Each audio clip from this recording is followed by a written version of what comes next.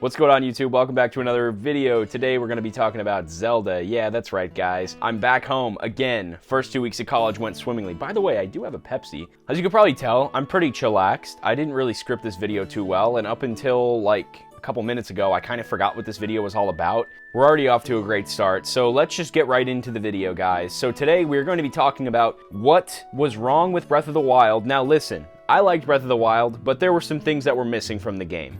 Namely, the fact that it just was missing all of what makes a Zelda game Zelda. And from that, we're going to talk about how that might implement Tears of the Kingdom, the game that I still haven't gotten used to the name. It sounds a little bit forced, but maybe that's just me. It's coming out in May, and honestly, I'm just a little bit worried that it's not going to meet my personal expectations, or that, yet again, it's not going to scratch that Zelda itch. So if you're excited to see what I mean by that, then keep watching, and maybe like and subscribe if you want to, I don't know. Go check out my main channel. I feel like these low-effort videos always get more views than my main channel stuff, so go check out Luke Wilson TV on YouTube. I really enjoyed Breath of the Wild. I put like 400 hours into that game. I've been part of the meta for a while. I follow all the guys like Zeltic, Hyrule Gamer, Monster Maze, all those guys. I watched like every single one of their videos up until recently because obviously there's like nothing really to talk about other than the new game that's coming out, so, you know, I have respect for you guys for still putting out content, you know.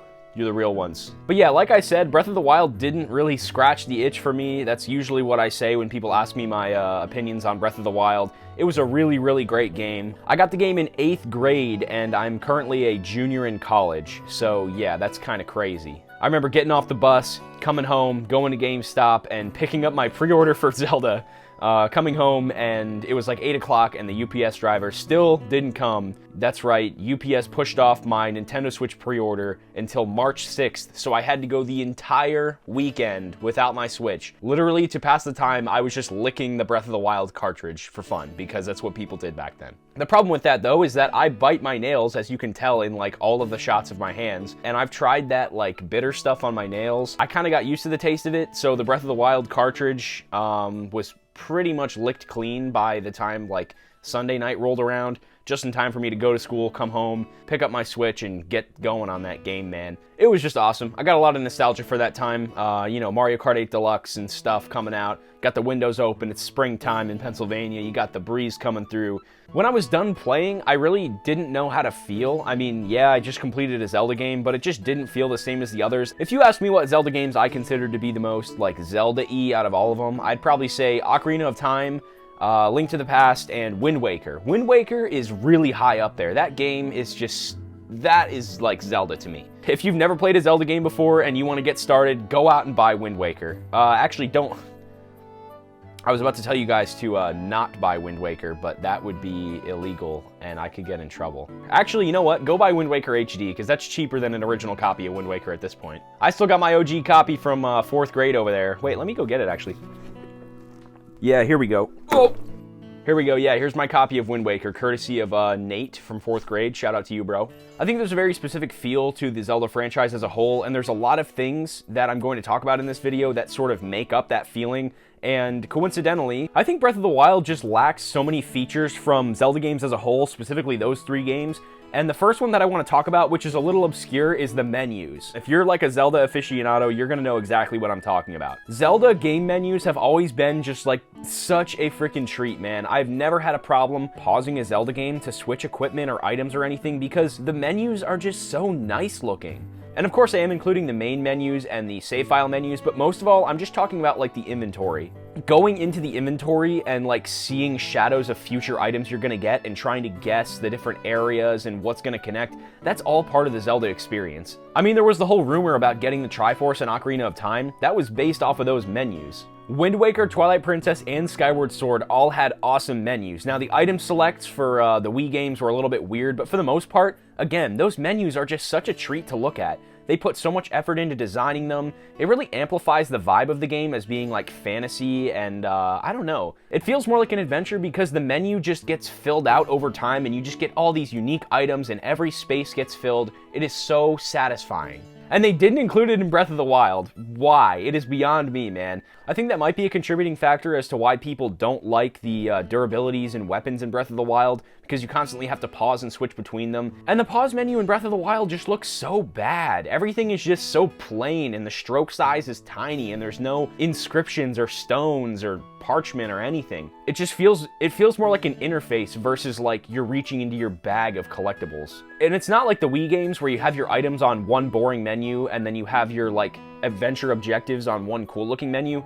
All of your cool abilities and stuff, it's all just thrown into the same menu. It's kind of disappointing, and it stood out to me when I played it for the first time, the fact that like these Divine Beast abilities are just like sitting in your inventory in just a random space. Maybe that's just me, but I personally don't think that I like being surrounded by stuff that much. I mean, nice geometric organized things make me feel comfortable. Nah, that's not me. Also, the music, although there were some really awesome and well-composed tracks in Breath of the Wild, especially for the champions, there wasn't really any participation in the music, and I don't know, I just feel like that, again, adds to the whole fantasy adventure element of the game.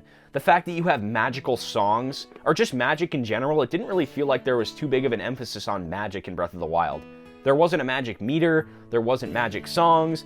Maybe there was, and you guys are gonna comment, listen, I haven't played Breath of the Wild in 5 years. I don't know, I just like the physical participation in the music, even if it's like Skyward Sword where you're kind of pseudo-participating, like all you're doing is this, but you're still playing a song that has magical properties, and it's like a special item that you can only use in specific areas. And of course, the biggest thing that Breath of the Wild was missing that the other games had were unique dungeons. I mean, again, it's all part of that anticipation and like guesswork where, you know, you sort of see the different areas and you try to guess like the different features of each dungeon.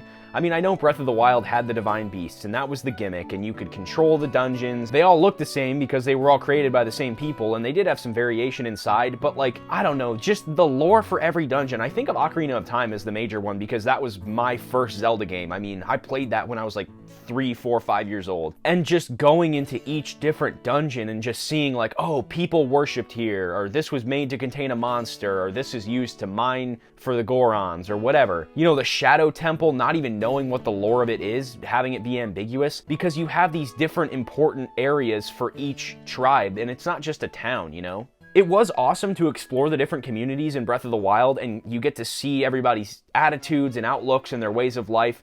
I don't know, Ocarina of Time was also cool because a lot of the dungeons were temples, like where people would worship, and I'm a big fan of like the supernatural religious crossover stuff in like horror and just media in general. But even in A Link to the Past and Wind Waker, I mean, each different dungeon had a purpose in the world, and all of the dungeons in Breath of the Wild are just, you know, big laser cannons, really.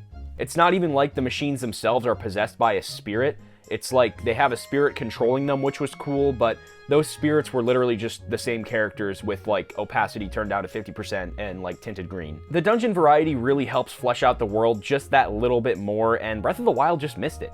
Honestly, I know Tears of the Kingdom is going to be good, it's just, I'm kind of afraid that it's just not going to hit those same Zelda beats, and I don't want to have to wait another 6 or 7 years for a traditional game to come out. Breath of the Wild had so much adventure, but it kind of lacked like the classical Zelda type of adventure, you know? It's kind of interesting because I feel like the Zelda games that came before Breath of the Wild were cut into sections, and yeah, Breath of the Wild is also cut into different sections, but the map itself is just a canvas with different pinpoints on it versus the old games where you would literally explore giant sections.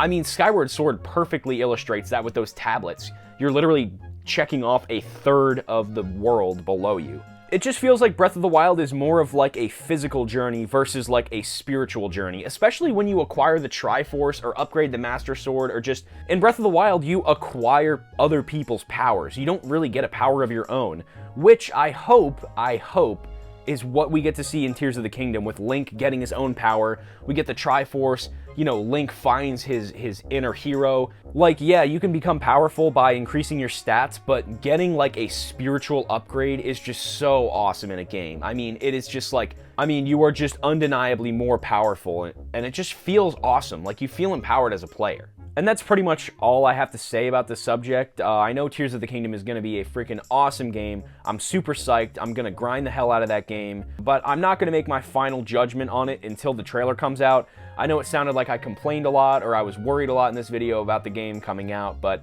honestly, I'm super excited. I'm just as excited as everybody else. I'm just sort of airing my grievances about why Nintendo isn't really doing Zelda anymore. They're kind of rebranding it and taking it in a different direction. I don't know, it feels like it's separate from the rest of the Zelda franchise. I mean, Breath of the Wild is already like a black sheep, and unless Tears of the Kingdom can tie it back into the main franchise, I think those two games are just always going to be separate from the rest. And I did play Age of Calamity, and that game did a really, really awesome job. That, in my opinion, is more of a Zelda game than Breath of the Wild is, because you did get to interact with the characters and follow along a linear story, and I know the essence of Zelda is not linear, and the original game, you did it in any order, and Breath of the Wild, blah, blah, blah. Listen, I've heard it all before.